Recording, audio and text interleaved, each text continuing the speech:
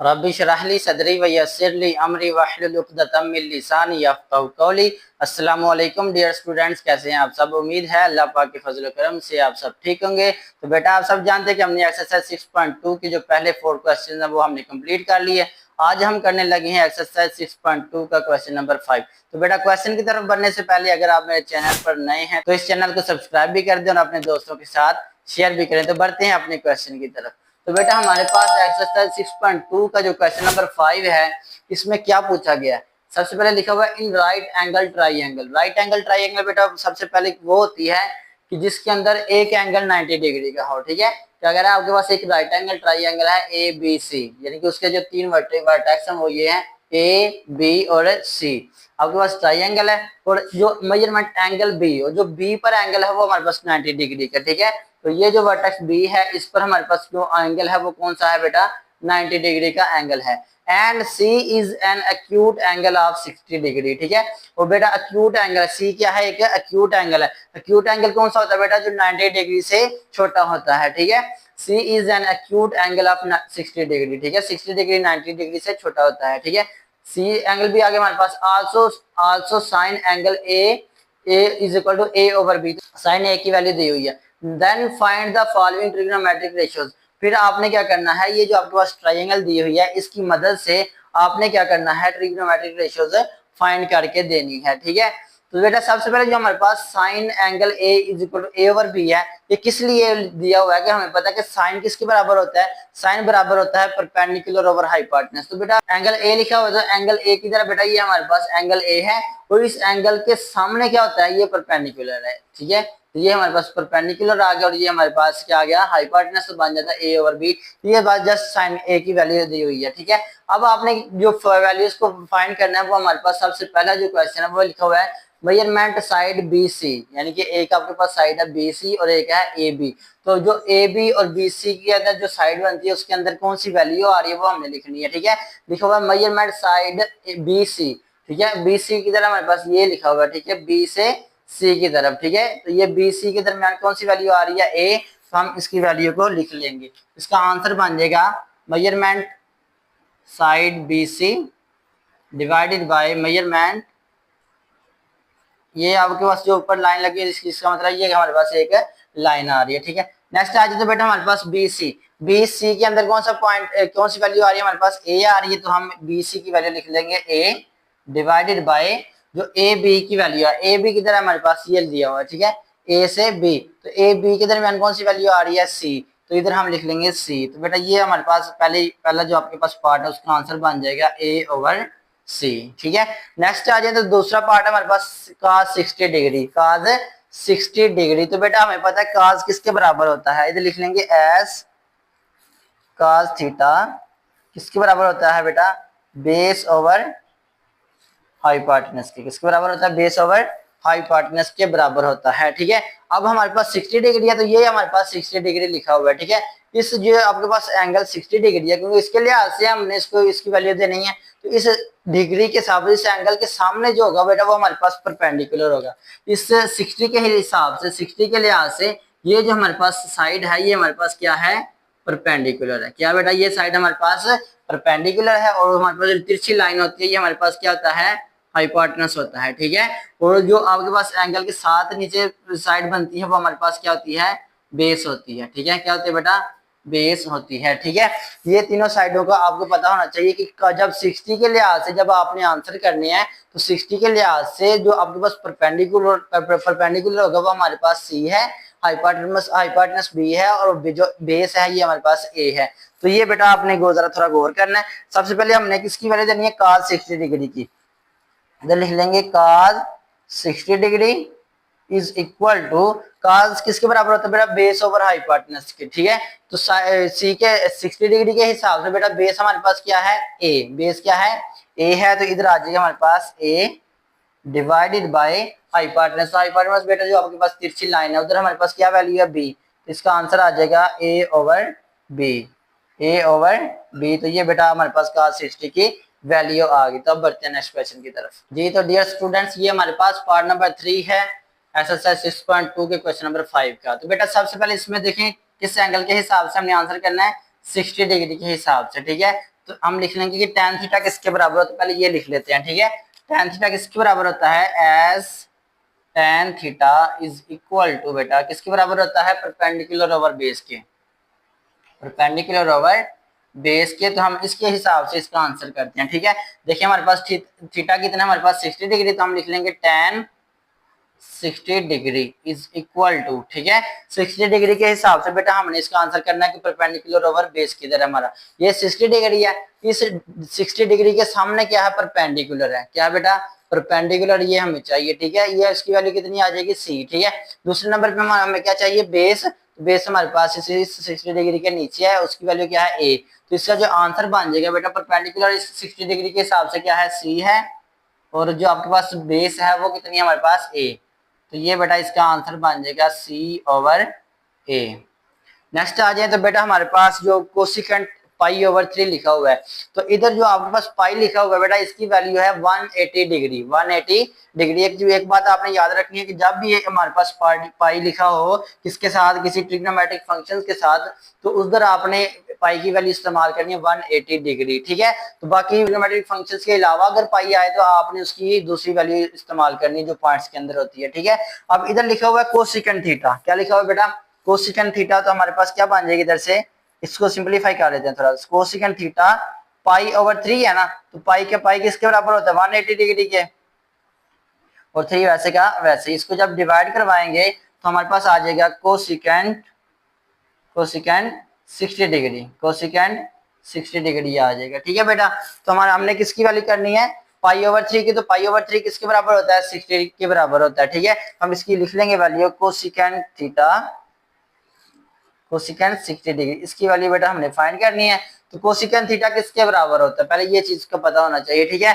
हमें पता है कि जो साइन थीटा होता है वो किसके बराबर होता है, ये रफ अमल में करने लगा, साइन थीटा बराबर होता है बेटा परपेंडिकुलर ओवर हाइपोटेनस के, ठीक है।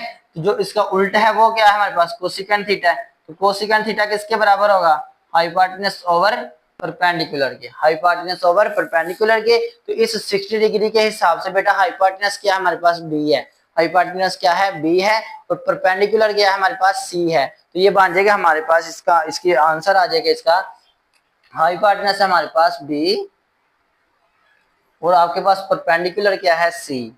तो ये बेटा इसका आंसर बन जाएगा बी ओवर सी, बी ओवर सी। सबसे पहले आपने ये चीज याद रखनी है कि पाई की वैल्यू कितनी होती है, 180 डिग्री। तो 180 को जब 3 पे डिवाइड करवा हमारे पास आ गया 60 डिग्री। हमें पता चल गया कि हमने किस एंगल के हिसाब से इसका आंसर फाइंड करना है, 60 डिग्री के हिसाब से, ठीक है। तो इस तरह हमें परपेंडिकुलर और हाइपोटेनस की जरूरत पड़ी थी, तो उसकी वैल्यू हमने फाइंड कर ली। तो बढ़ते नेक्स्ट पार्ट की तरफ जी। तो डियर स्टूडेंट्स, ये हमारे पास पार्ट नंबर 5 है, एक्सरसाइज 6.2 के क्वेश्चन नंबर 5 का।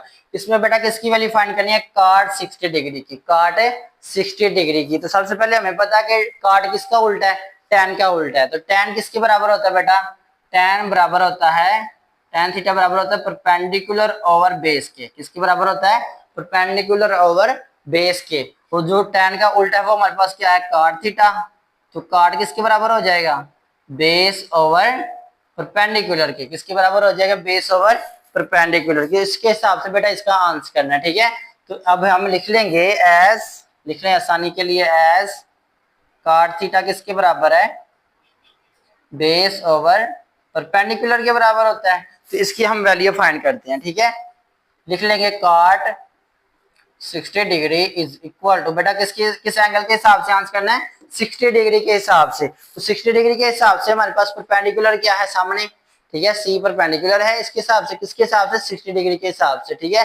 हाइपोटेनस बी है और बेस क्या है हमारे पास, ए है। अब हमने 60 डिग्री के हिसाब से आंसर करना है। तो कॉट थीटा किसके बराबर है, बेस ओवर परपेंडिकुलर। तो बेस बेटा हमारे पास क्या है, ए है, बेस क्या है, ए है, और हमारे पास परपेंडिकुलर क्या है, सी है, परपेंडिकुलर क्या है, सी। तो ये बेटा इसका आंसर आ जाएगा किसका, काट है 60 डिग्री का, ठीक है। अब नेक्स्ट जो पार्ट दिया होगा, पार्ट नंबर 6, बेटा इसको आपने जरा ध्यान से समझना, ठीक है। इसमें क्या है कि आपके पास जो पहले 5 पार्ट थे उसके अंदर एंगल जो दिया हुआ था वो 60 डिग्री दिया हुआ था। अब जो एंगल दिया हुआ है वो 30 डिग्री दिया हुआ है। अब ये जो आपके पास शेप दी हुई है इसमें ढूंढे आपके पास 30 डिग्री एंगल किधर है, इसको हम रेज कर देते हैं। तो बेटा 30 डिग्री किधर लिखा हुआ है, आप गौर करें तो ये जो आपके पास एंगल है, ये हमारे पास कौन कितना एंगल है, ये 90 डिग्री का एंगल है, ठीक है। अब ये हो गया 90 डिग्री का और ये हो गया 60 डिग्री का, इन दोनों को जमा करें तो कितना आता है 150 डिग्री। तो जो 150 डिग्री, अब आपने एक चीज याद रखनी है कि ट्राइंगल की डेफिनेशन में शामिल है, उसके अंदर तीन एंगल होते हैं। कितने एंगल होते हैं ट्राइंगल के अंदर? तीन एंगल होते हैं। उन तीनों एंगल्स का, ठीक है, तीनों तीनों एंगल्स का जो मजमुआ होता है, सम होता है, वो 180 डिग्री होता है, ठीक है।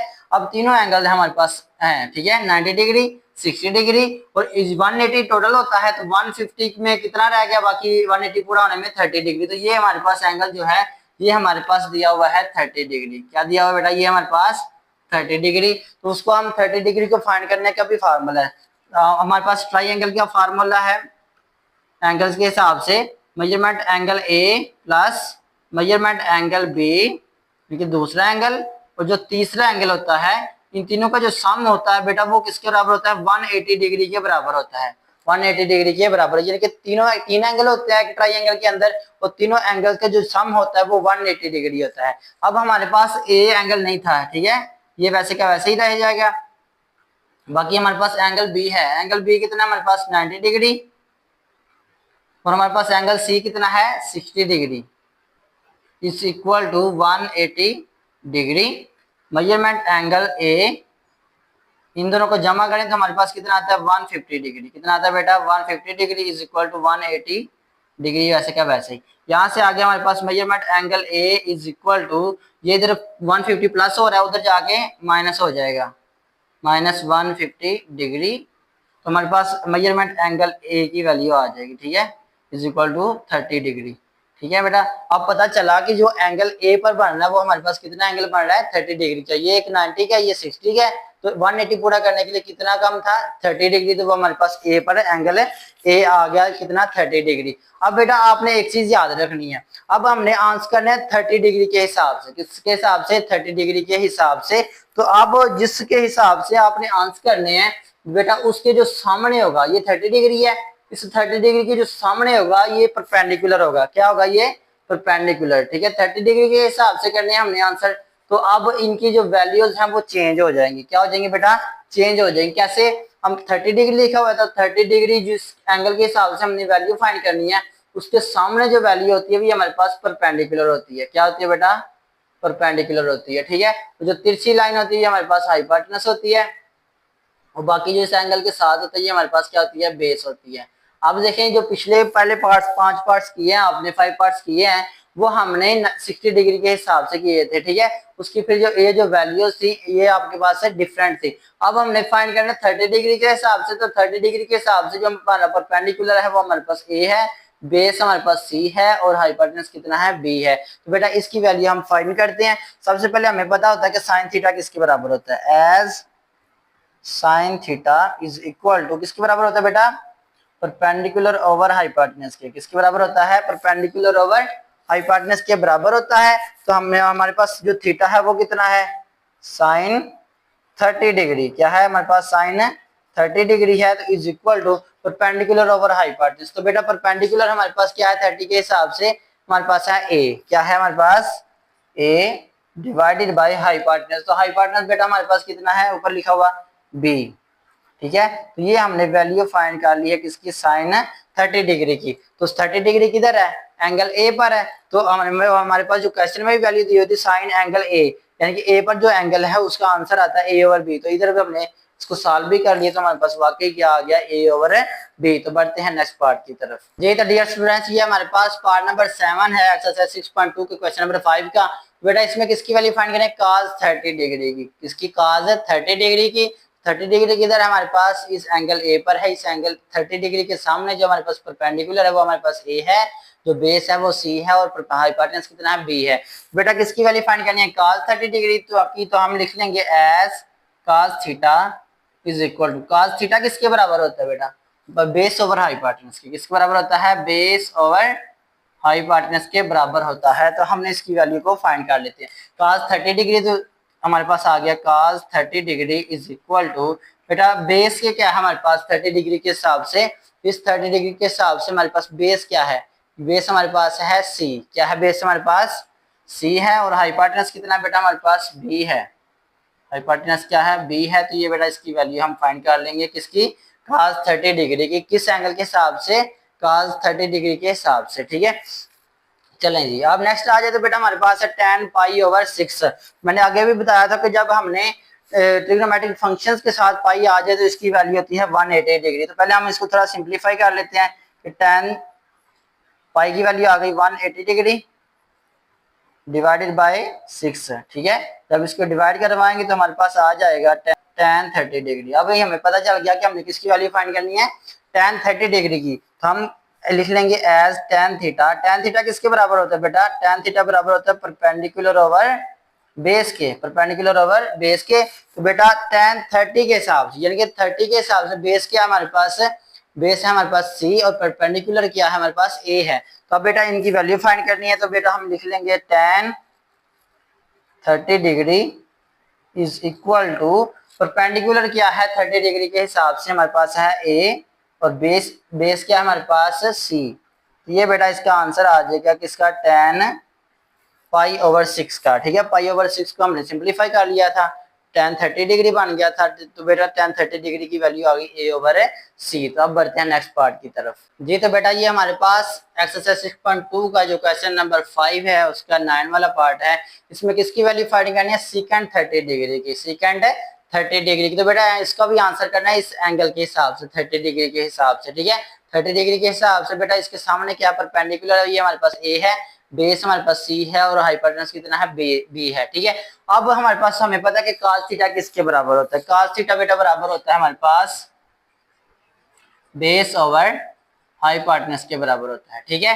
तो cos थीटा का उल्ट क्या होता है हमारे पास, ये सेकंड थीटा होता है। क्या होता है, सेकंड थीटा cos का उल्ट है, तो ये बन जाएगा हाइपोटेनस डिवाइडेड बाय बेस, ठीक है। तो इसके हिसाब से बेटा इसकी वैल्यू फाइंड करनी है। तो हम इधर लिख लेंगे as second theta is equal to hypotenuse divided by base, ठीक है। तो अब बेटा हमारे पास थीटा कितना है, 30 डिग्री है। 30 डिग्री के हिसाब से हमने आंसर करना है। इधर लिख लेंगे cos 30 degree is equal to, 30 degree के हिसाब से बेटा हमारे पास हाइपोटेनस कितना है, b है। क्या है हमारे पास, b है हाइपोटेनस। और बेस कितना है हमारे पास, बेस है बेटा हमारे पास कितनी, c। बेस क्या है हमारे पास, c। तो ये इसका आंसर आ जाएगा b over c, b over c। तो ये बेटा हमारे पास सेकंड थीटा का आंसर आ गया। नेक्स्ट आ जाए लास्ट पार्ट है इसका। तो हमारे पास लिखा हुआ है cot 30 डिग्री। तो cot किसका उल्ट होता है बेटा, ये tan का उल्ट होता है। किसका उल्ट होता है, tan का। tan थीटा किसके बराबर है, परपेंडिकुलर ओवर बेस के बराबर होता है। तो tan थीटा का उल्ट है cot थीटा, ये बन जाएगा cot theta is equal to base over perpendicular, base over perpendicular. तो बेटा हम इधर लिख लेंगे as cot theta is equal to base over perpendicular, base over perpendicular. तो थीटा हमारे पास कितना है, 30 डिग्री। तो हम लिख लेंगे cot 30 degree is equal to, 30 degree के हिसाब से हमारे पास बेस क्या है, बेस है हमारे पास c। बेस क्या है, c है। तो इधर हम लिख लेंगे c डिवाइडेड बाय परपेंडिकुलर। तो 30 डिग्री के हिसाब से परपेंडिकुलर उसके सामने होता है, वो हमारे पास क्या है, a है। इसकी वैल्यू आ जाएगी c ओवर a। बेटा cot 30 डिग्री हमारे पास आ गया c ओवर a। यहाँ तक बेटा हमारे पास हमने इस एक्सरसाइज को कंप्लीट कर लिया है। आई होप आपको अच्छी तरह समझ लगी होगी। अगर आपको इस लेक्चर के दौरान किसी किस्म का क्वेश्चन है तो आप कमेंट सेक्शन में पूछ सकते हैं। तो इस चैनल को सब्सक्राइब भी करें, लाइक शेयर कमेंट करना मत भूलें। तो मिलते हैं अगले वीडियो में, तब तक अपना ख्याल रखिएगा। अल्लाह हाफिज।